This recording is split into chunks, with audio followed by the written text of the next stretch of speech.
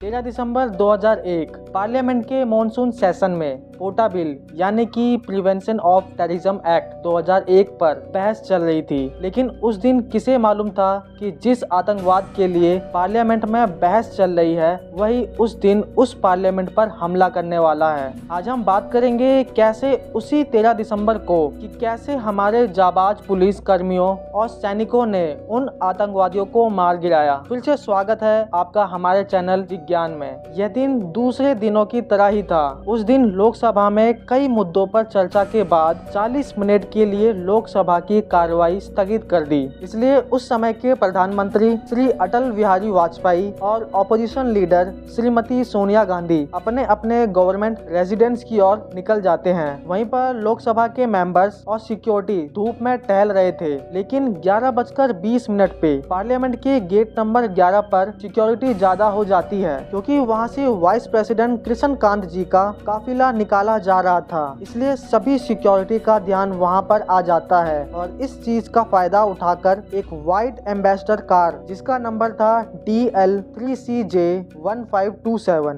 सीधा vice president की गाड़ी से टकराती है और वहां पर एक हड़कंप सा मच जाता है। उस गाड़ी की स्पीड देखकर पार्लियामेंट के वॉच एंड वार्ड की ड्यूटी में मौजूद जगदीश प्रसाद यादव बिना हथियारों के उस गाड़ी के पीछे भागे। जैसे ही वह गाड़ी आगे जाके रुकी उसमें से 5 आतंकवादी हथियारों के साथ बाहर निकलकर सुरक्षा कर्मियों पर AK-47 से हमला कर देते हैं। उसी बीच उन आतंकवादियों को रोकने के लिए JP यादव शहीद हो जाते हैं। गेट नंबर 11 से बढ़कर ये आतंकवादी अब गेट नंबर 9 तक पहुंच जाते हैं जहां से प्राइम मिनिस्टर पार्लियामेंट में एंट्री करते हैं। ये ट्रेन आतंकवादी उस गाड़ी से उतरकर तार बिछाने लगे ताकि पार्लियामेंट को बम से उड़ा सके। लेकिन हमारे सुरक्षा कर्मियों ने उनकी इस कोशिश को नाकाम कर दिया। इसमें हमारे 3 जवान शहीद हो गए। वैसे तो हमारे prime minister Shri Atal Bihari Vajpayee parliament से निकल चुके थे, लेकिन अभी भी पार्लियामेंट में उस समय के होम मिनिस्टर श्री लाल कृष्ण आडवाणी और उनके साथ 200 से ज्यादा पार्लियामेंट के मेंबर अंदर मौजूद थे।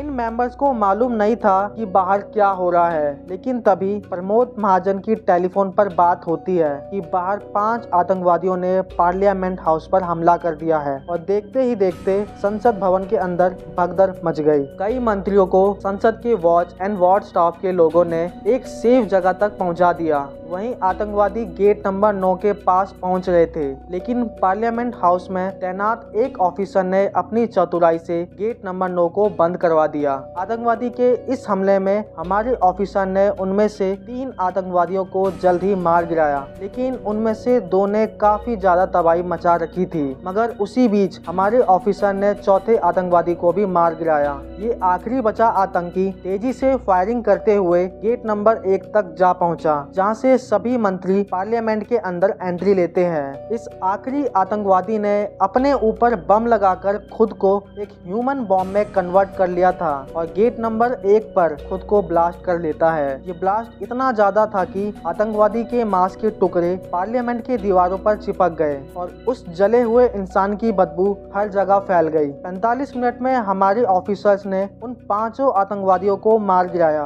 और तुरंत एम्बुलेंस को बुलाया गया ताकि घायल ऑफिसर का जल्द से जल्द इलाज हो सके। इस हमले में करीब 9 ऑफिसर शहीद हुए, जिसमें एक लेडी ऑफिसर भी मौजूद थी। इस हमले से पूरा देश सहम-सा गया था और हमले के बाद प्राइम मिनिस्टर ने इसे एक बहुत बड़ी चुनौती बताई और कहा कि देश इससे डटकर सामना करेगा और मुंह तोड़ जवाब देगा। अभी तक ये नहीं पता चला था कि ये हमला किसने कराया, मगर इन आतंकवादियों के बैग से मिले सामानों ने ये साबित कर दिया था कि इसके पीछे पाकिस्तान का हाथ है और जल्द ही इस हमले के मास्टरमाइंड को पकड़ लिया, जिसमें अफजल गुरु, इसका चचेरा भाई शौकत हुसैन गुरु, उसकी पत्नी अफसा गुरु और दिल्ली यूनिवर्सिटी का प्रोफेसर सैयद अब्दुल रहमान गिलानी मौजूद था। ये केस सुप्रीम कोर्ट तक पहुंचा और वहां पर प्रोफेसर और अफसा गुरु को सबूत न होने पर छोड़ दिया गया, लेकिन अफजल गुरु को फांसी की सजा सुनाई गई और उसके भाई शौकत हुसैन गुरु को 10 साल की सख्त सजा दी गई।